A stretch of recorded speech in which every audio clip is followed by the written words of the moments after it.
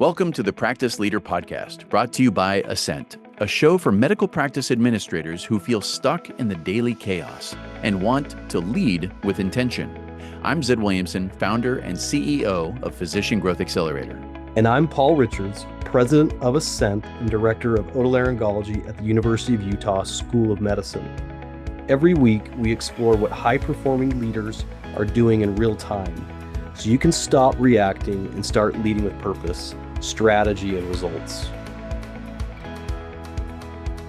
So, you know that the insurance companies are probably just trying to make it as easy as possible for you to get paid exactly what you're owed. As a practice administrator, you probably are never concerned about whether you're getting the right payments.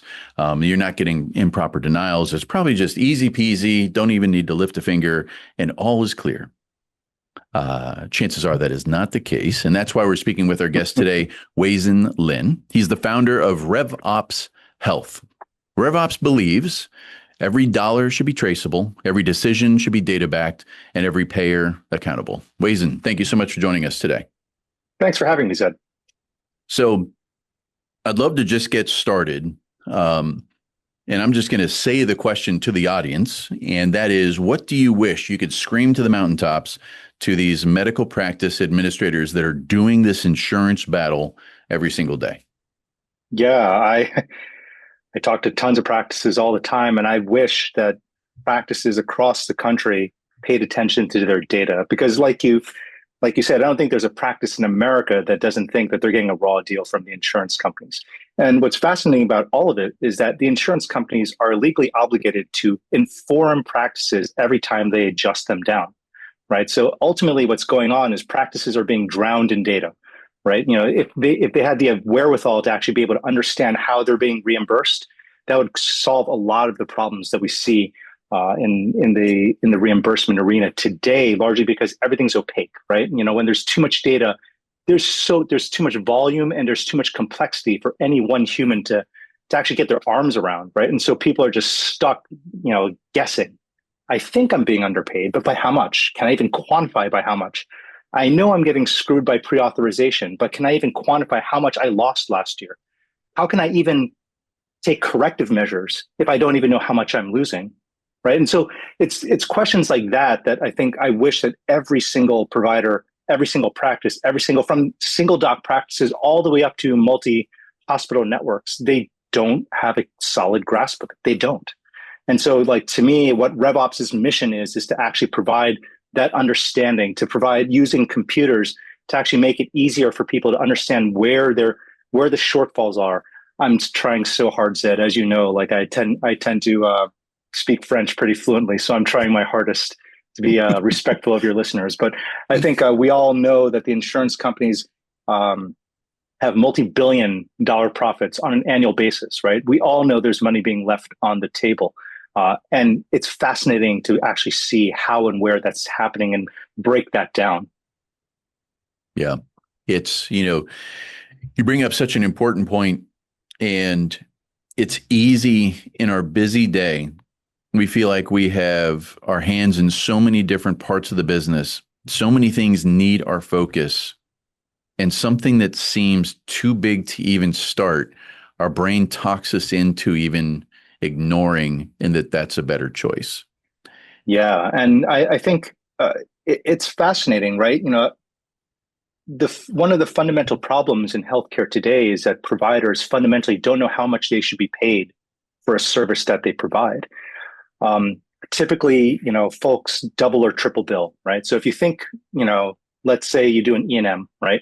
And you think you're going to get paid $100, you will charge insurance companies $200 to $300. This is what everyone does. This is pretty much standard for everyone. And the reason people do this is because they don't know how much they should be paid, largely because even small single doc practices are they're interacting with like 60, 70 different legal insurance entities. It might be, I won't use actual insurance company names, but it'll be, let's call them Schmetna of New York or Schmetna of New Jersey, right? Like, so, you know, like, it's not just a single national entity. They're actually dealing with dozens of entities. And that's for a single doc practice. We have mid-sized doctors' practices that deal with over 1,000 legal entities, right? And so when when a doctor's office is faced with trying to understand, hey, what is this procedure worth, right? How there aren't enough people that you could possibly staff to be able to have a really solid handle on how much should I get paid, and all of this changes annually, right? And well, hell, if you're into really high demand, high margin services like infusions, it actually changes quarterly, right? So how do you keep up with these sorts of things? And the scary thing is, this is what people do today is a rational response, right? Like if there's too much information, how do you make sure that you're not leaving money on the table, right? If you're supposed to get paid 120, you don't want to charge 100 and lose that $20. So you charge 200, you charge 300, and just to make sure that you don't lose that cash, right? But there's a downstream consequence of that, because what effectively is happening is the provider side of America's healthcare industry is ceding adjudication authority to the insurance companies, right? That's fundamentally what happens. You're saying that I don't know what this costs. I'm just going to put a number out here. Right. You tell me. And so that provides a tremendous amount that's hyper opaque, right? And so the reimbursement environment is hyper complex. And because of the aging of the population, its volume is skyrocketing, right? And in fact, even like the litigiousness of American society also pretty much ensures that volumes will go up, because if I'm a provider, I'm going to do more tests, as an example, right? So the ensuing complexity and volume just makes it impossible for providers to keep up. And insurance companies spend, 8, 9 figures on IT, software, programmers, AI. But when you break it down to individual providers, single doc practices, how many of them can afford something, to counterbalance that? So the overall, imbalance of power, at least from a technology standpoint, is stark, and I think is driving a lot of the problems that we see in healthcare. So it's like that. I never went to business school. Like I'm an engineer by trade. I'm a researcher by trade. But the common MBA mantra is that you can't fix what you can't see. And so that's fundamentally the problem now, is like no one can see what's going on, right? Sorry, I've gone on for a while, Zed. There's a long-winded answer to your question. I know you're passionate about this. I'm curious if you don't, and I don't know that I know the answer to this, but what fuels this passion? Why does Rev Ops exist? Where does this come from? And why are you a founder of this organization?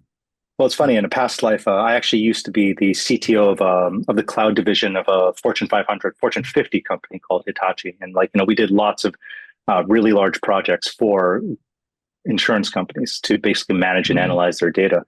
And when I saw the technology that was being deployed, it stunned me, because by comparison, what doctors have to deploy, it's the insurance companies are effectively fielding fighter jets against providers, and providers are fighting back with the tech equivalent of sticks and stones. I see Paul nodding his head along, and as a physician, that's true.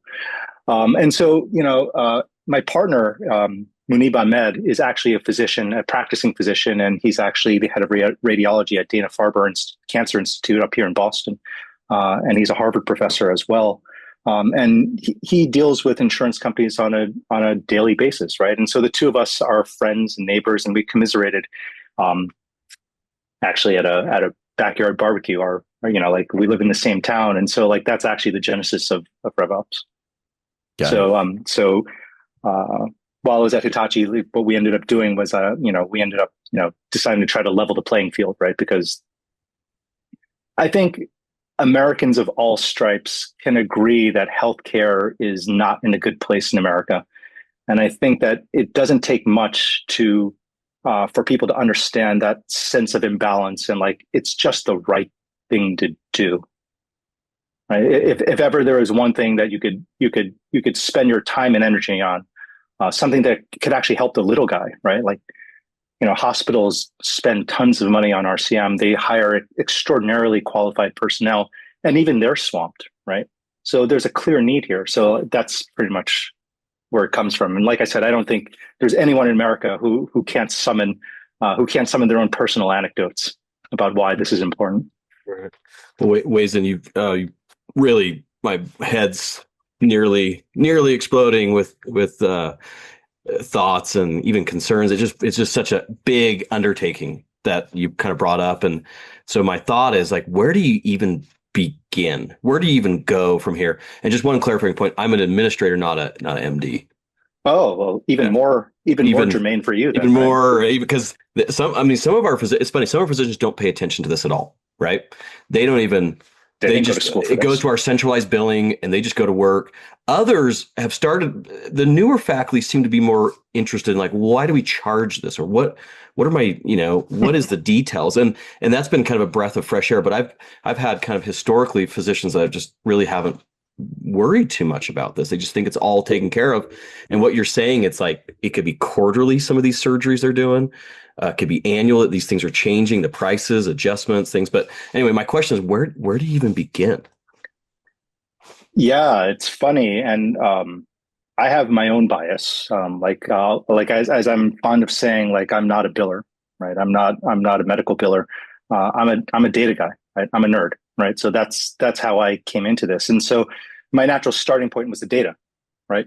What's fascinating, and I think that is where you need to start. One thing I have learned along the way that was ultimately incredibly humbling was, and I think that most folks in tech don't have a very good appreciation for this, but the medical reimbursement environment is hyper complex. It's far more complex than I ever imagined when I first started this undertaking. And so I think starting with the data is important, but you need humans in the loop. And that's something that we reiterate, and all of our work is only reinforced, is that, all the software, all the AI that we build to help providers understand reimbursement, it is a tool to enhance them as opposed to a tool that replaces them. That's actually a question I get all the time. And actually Zed and I met at a conference where I was speaking, and that's something I reiterate all the time. AI is here to help humans find solutions to these problems. It's here to help them identify problems. It's here to help them quantify the revenue impact to those problems so that humans can actually take action, build solutions, because every practice, every hospital, every network is a little bit different, right? There is no one size fits all in healthcare. That's just a truth. And so what you want is AI, and you want computers, you want software to actually inform humans about what are the data points, and help humans decide, how should I solve this problem in my organization? And then beyond that, there's also always the old bromide, fixing it today is different than fixing it tomorrow. It's different than fixing it next week. It's different than fixing it next month, next year. One of the things that we discover quite often with our customers, and this is kind of a pretty low-hanging fruit thing, is that, take, for example, you're not collecting copays, right? It's in the entire healthcare industry, it's the one place where it's a point of service collection, right? It's the one place where you can actually collect money. And many practices actually don't do it, and they don't track it well. So let's say, for instance, our software identifies, hey, by the way, you're only collecting 60% of your copays by volume, right? And you as an administrator implement a program. It's like, all right, Timmy, front desk registration person, you did better than last month. You're up to 80% collections. Well done, right? But then what happens next month? What happens, next quarter, next year? It's like, oh gosh, Timmy, you're down, you're now at 40% collections, right? So without the ability to, monitor how well your solutions are actually being implemented and how well they're being maintained, you haven't really solved the problem, right? And so that's another place where computers are really great and people aren't that great. There's just so much turn to crank. In tech, we call it making license plates, right? There's lots of making license plates, and that's where you want computers to help you, right? People are massively underrated for their cognitive abilities, right? If you give them the right tools, they can focus on the right things. And as we all know, healthcare, there's already staffing shortages in healthcare. What we need tools to make each individual that much more productive. It sounds like it's about bringing context. My younger son just turned 18, and for his 18th birthday, he wants to go skydiving. So he and I are going to go skydiving. And I haven't been skydiving. I know. Yeah, I'm excited. But I hear from people. Yeah, exactly. I think it actually doesn't count, but anyway.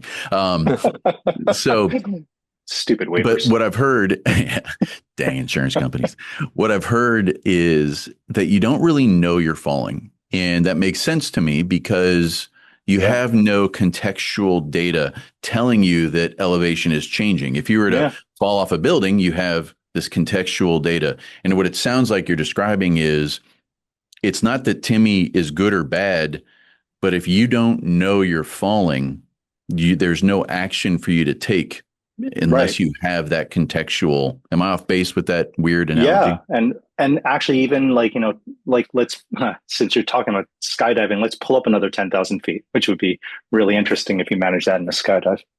But if we pull up another 10,000 feet, and it's like, how do you determine what the behavior of one of your payers is, right? This month, have denials increased? Has a new adjudication pattern emerged where like the insurance company is now denying you for a particular reason, and there's been a spike and you don't know about it? One of our customers, it's easy. A lot of people try to conflate all of the issues that can happen in reimbursement, right? We're being recorded, so I'll be polite. But but I'd say there's plenty of times where the insurance companies, they just have normal errors and omissions, right? Like they're people too. They're staffed by people as well. Mistakes happen, right? And one of our customers, as an example, actually, they had a 7-figure shortfall because the insurance company, when they were switching over their fee schedules, had a typo in basically the contract software, right? Whoops.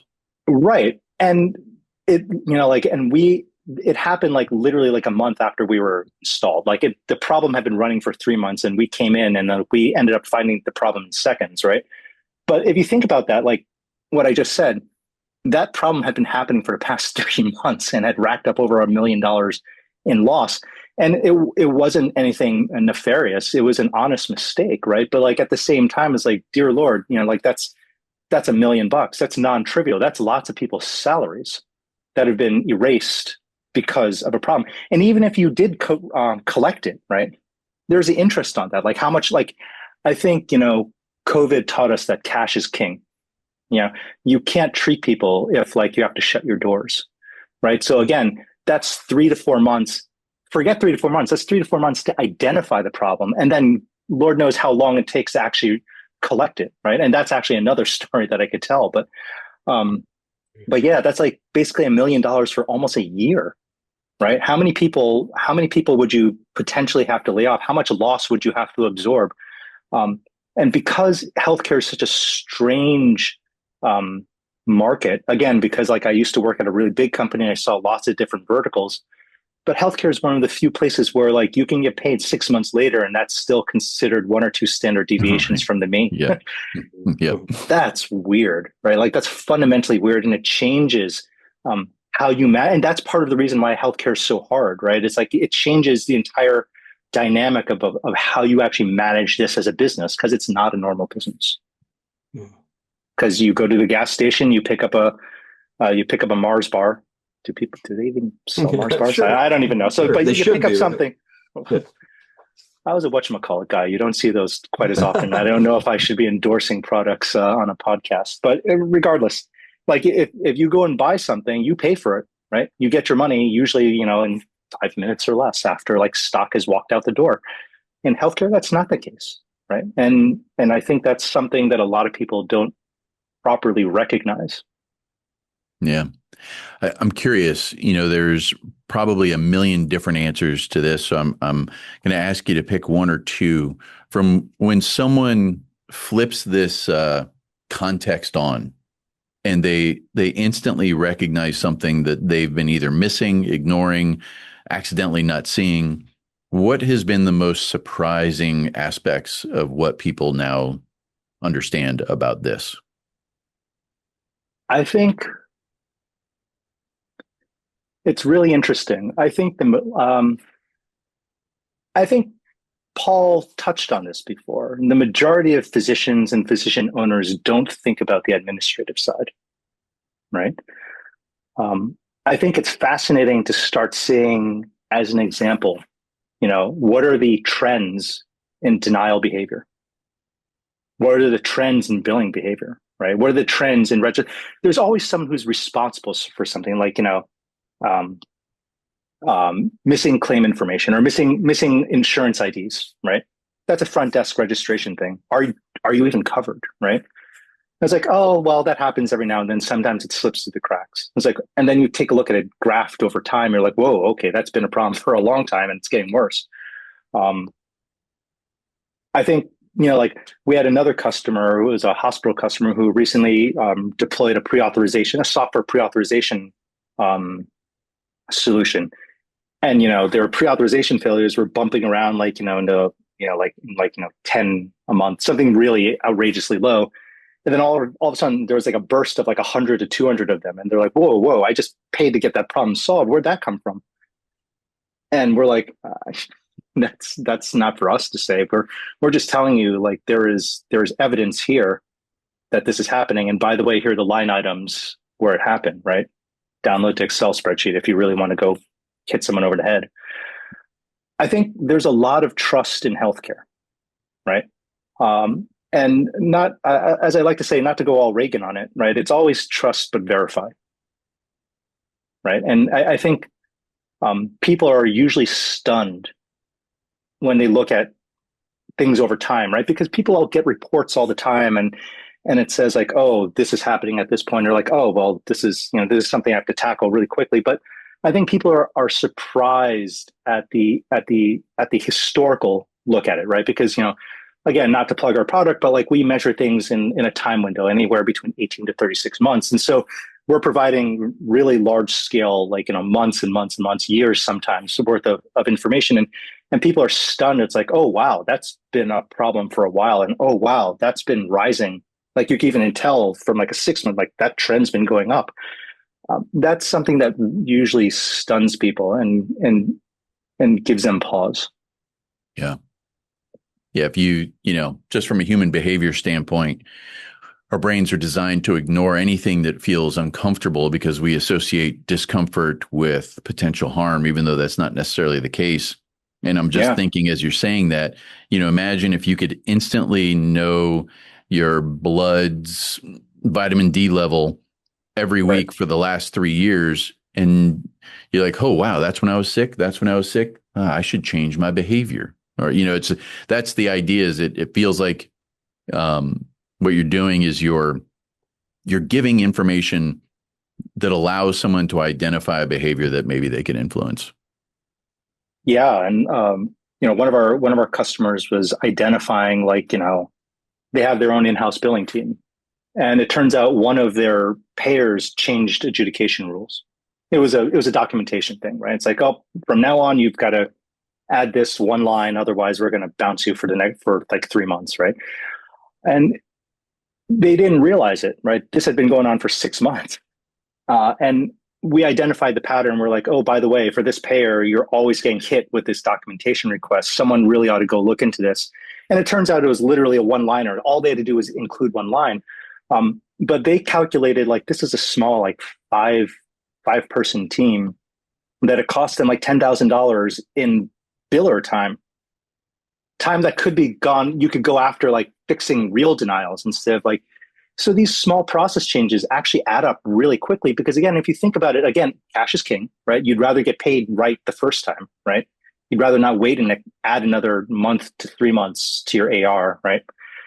And then on top of that, there are legitimate denials that are difficult to handle that require you to go joust with the insurance companies to get paid properly. But you've actually just taken that time away from people. So people, rather than swimming and making solid progress towards the end goal, they're just treading water because they've got to reprocess all these files. And one of these claims is hyper complex. It could take like 5-10 minutes to do each one. And now you've got thousands of these backed up, even for a small practice. Mm-hmm. Right. So these small process improvements can yield, it's not just like it is, don't get me wrong. I don't have to do these over and over again. Right. I'm not like bailing water out of a boat that with a hole in the bottom. Right. But it's more that like, if that person's not bailing, they could be rowing and you could be going further. Yeah. To take an unwieldy analogy to its fateful conclusion. Yeah, it's a fascinating topic. I really enjoy your passion. I enjoy the kind of the origin story of what you've witnessed, and it feels like, I'll throw another weird analogy, but it feels like you're trying to give a leather sling to David. Yeah. And these insurance companies, like you said, everybody knows they're likely getting a raw deal. So, Wayzen, I really appreciate you taking the time and spending it with us and our audience. If someone has more questions, they can visit revops.health. That's REV as in Victor, OPS.health. And also, do you mind if anyone wants to reach out to you, do you mind if they connect with you on LinkedIn? Not at all. I'm shallow, so I love the likes. Bring them on. Sure. Absolutely. So we'll put both of those as links in the show notes for easy access. RevOps.health and Wayzen Lin's LinkedIn connection link. Wayzen, thank you again. Really appreciate it. Let's go hand out some leather slings. Thanks, Ed. It was a pleasure to see you again. And Paul, it was a pleasure to meet you. Thank you. All right. We'll see you next time on the Practice Leader Podcast. Thanks for listening to the Practice Leader Podcast. If you're feeling the weight of challenges in your practice, know this: the problems you're struggling with today don't have to remain problems. There is a path forward, and you're not walking it alone. Each week, we'll be here with insights, ideas, and real-world conversations to help you move forward from chaos to clarity. See you next week.